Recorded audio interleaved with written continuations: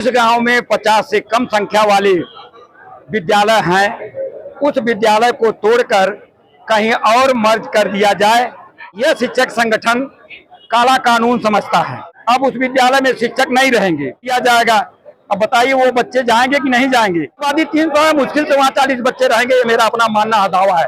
10 लाख रुपया कर खर्च करके बीटीसी, बीएड, टीटी 10-10 लाख रुपया खर्च करके आज अध्यापक के योग्य बन के हमारे नौजवान खड़े हैं। आजमगढ़ से बड़ी खबर। उत्तर प्रदेश सरकार के 5000 प्राइमरी स्कूलों को मर्ज करने के फैसले के खिलाफ आज उत्तर प्रदेश प्राथमिक शिक्षक संघ ने जोरदार विरोध प्रदर्शन किया। आजमगढ़ के बेसिक शिक्षा अधिकारी कार्यालय के बाहर सैकड़ों शिक्षकों ने धरना दिया और अपनी मांगों को लेकर एक ज्ञापन सौंपा। शिक्षक संघ का कहना है कि स्कूलों के मर्जर से न केवल शिक्षकों की नौकरियां खतरे में पड़ेंगी, बल्कि ग्रामीण क्षेत्रों में बच्चों की शिक्षा पर भी गहरा असर होगा। खासकर बालिकाओं और दिव्यांग बच्चों के लिए स्कूलों तक पहुंचना मुश्किल हो जाएगा। संघ ने इस फैसले को शिक्षा के अधिकार अधिनियम आरटीई और सर्वोच्च न्यायालय के दिशा निर्देशों का उल्लंघन बताया। जिलाध्यक्ष ने चेतावनी दी कि अगर सरकार ने यह निर्णय वापस नहीं लिया तो शिक्षक उग्र आंदोलन के लिए बाध्य होंगे। प्रदर्शनकारियों ने मुख्यमंत्री के नाम ज्ञापन सौंपकर मर्जर प्रक्रिया को तत्काल रोकने की मांग की है। आपको बता दें कि यह विरोध न केवल आजमगढ़ बल्कि पूरे प्रदेश में शिक्षकों और प्रशिक्षित बेरोजगार अभ्यर्थियों के बीच बढ़ते आक्रोश का हिस्सा है। क्या सरकार इस मांग को मानेगी या आंदोलन और तेज होगा, यह देखना बाकी है। आइए सुनते हैं उत्तर प्रदेश प्राथमिक शिक्षक संघ के जिलाध्यक्ष सुरेंद्र प्रताप सिंह। जिलाध्यक्ष प्राथमिक शिक्षक संघ। आज उत्तर प्रदेशी प्राथमिक शिक्षक संघ का जनपद आजमगढ़ का धरना जो यहाँ दिया गया, ज्ञापन दिया गया, वह उत्तर प्रदेश प्रदेशी नेतृत्व के पत्र के आधार पर दिया गया। आज प्रदेश के लगभग हर जिलों में यह ज्ञापन का कार्यक्रम किया जा रहा है।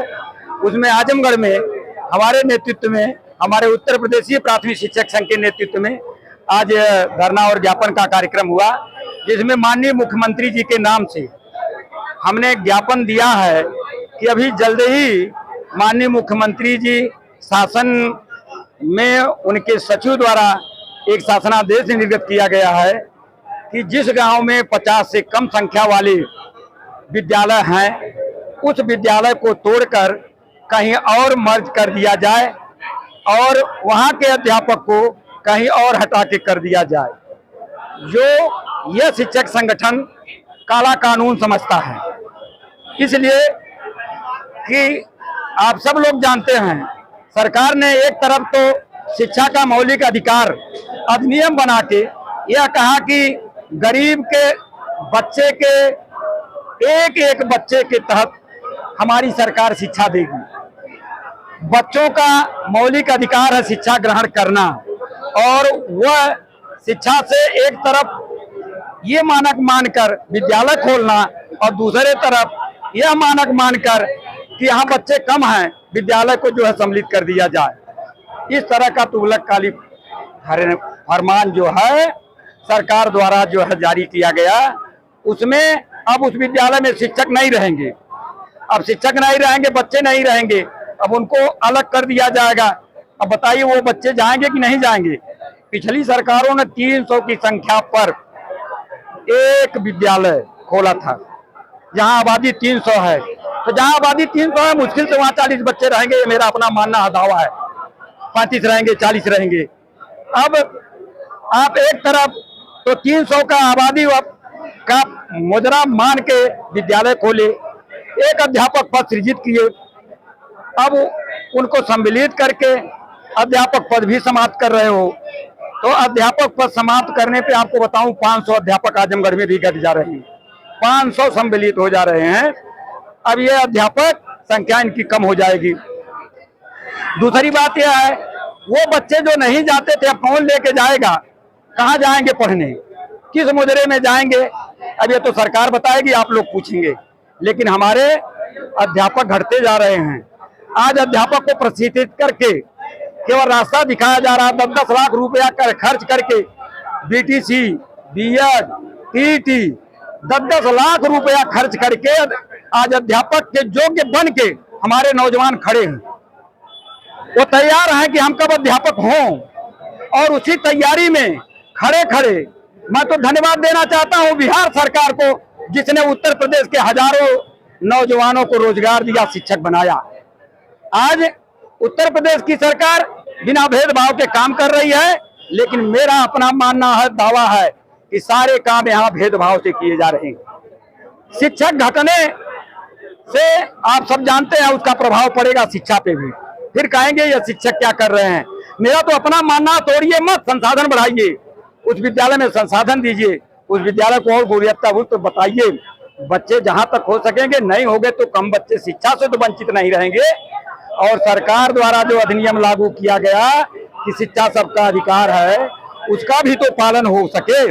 अगर उसका पालन आप नहीं कराओगे तो गांधी जी ने लिखा है कि अगर कोई नियम, अगर कोई शासनादेश, अगर कोई विधि के नियम ऐसे बनते हैं जो जनता के हित में नहीं है, तो इस देश के जनता की जिम्मेदारी है कि खड़ा होकर उस नियम को तोड़े।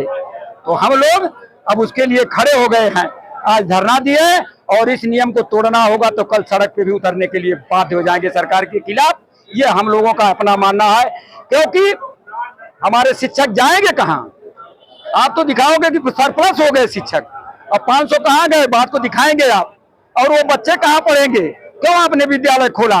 और जो ये नियम बता रहे हैं वो गांव के नहीं हैं, वो उन कॉन्वेंट में पढ़ने वाले हैं जिनके माँ बाप नंबर 2 के पैसा पाके दून के विद्यालय में और मुंबई के अंबानी के विद्यालय में अपने बच्चों को पढ़ाए हैं।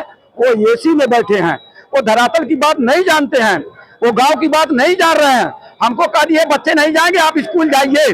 मास्टर लाचार है, आज जा रहा है, मास्टर लाचार है, जा रहा है, जाके क्या करेगा?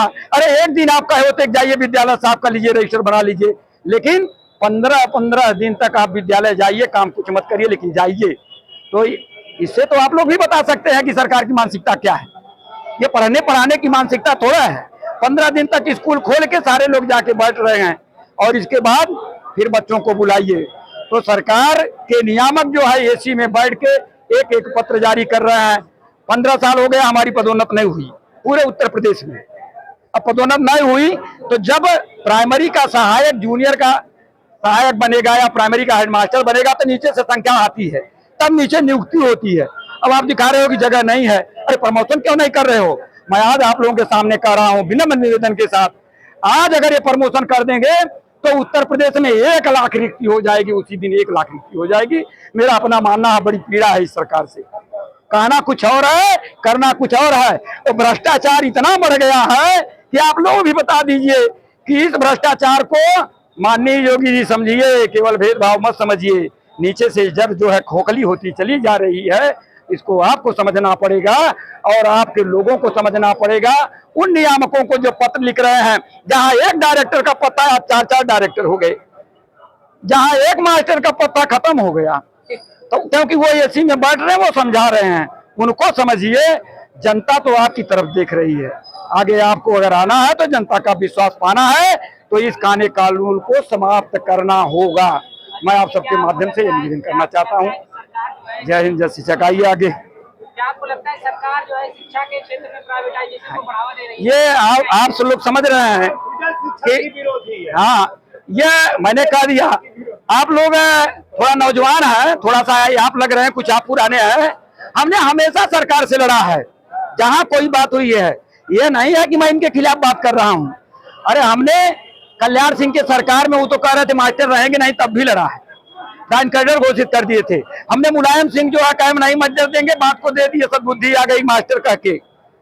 हमने हमेशा जहां शिक्षक पर और जनता पर शासन के माध्यम से कुठाराघात हुआ है, संगठन वहां खड़ा है। और जब संगठन खड़ा हो जाता है तो सरकार को समझना चाहिए कि कहीं न कहीं उसकी कमी है। आगे अगर हमारे प्रदेशी नेतृत्व अथवा देश के नेतृत्व द्वारा यह आह्वान किया गया कि आप सड़क पे भी प्रदर्शन करिए, तो चाहे आजमगढ़ की सड़क हो, तब तो आप लोगों को बताऊंगा, और चाहे लखनऊ की सड़क हो, वहाँ भी हम जाके प्रदर्शन करेंगे। शिक्षक बहुत एक का बहुत धन्यवाद आप लोगों को, बहुत बहुत